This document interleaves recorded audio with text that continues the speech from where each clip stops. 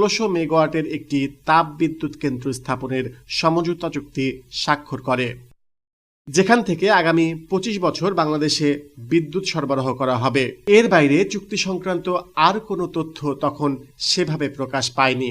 তবে 2023 সালে বিদ্যুৎ সরবরাহ শুরু হলে কিছু পত্রিকায় এর সমালোচনা হয় এবং জাতীয় পার্টির তৎকালীন সংসদ সদস্য মুজিবুল হক চুন্নু সংসদে এই চুক্তির সমালোচনা করেন। তৎকালীন প্রধানমন্ত্রী জ্বালানি বিষয়ক উপদেষ্টা তৌফিক এলাহি একটি সংবাদ মাধ্যমে কিছু সমস্যা আছে জানিয়ে বলেছিলেন, ব্যবসায়িক সম্পর্ক সংশোধন বা বদলানো যায়, তবে তিনি কি করবেন সেটা পাবলিকলি আলোচনা করতে চান না। আদানির সাথে বাংলাদেশের চুক্তিটি মূলত একটি গোপন চুক্তি ছিল, তবে মার্কিন যুক্তরাষ্ট্র ভিত্তিক সংবাদ মাধ্যম ওয়াশিংটন পোস্ট হাসিনা আদানির সেই গোপন চুক্তির 163 পৃষ্ঠার গোপন নথি সংগ্রহ করতে সক্ষম হয় এবং সংবাদ মাধ্যমটি বলে,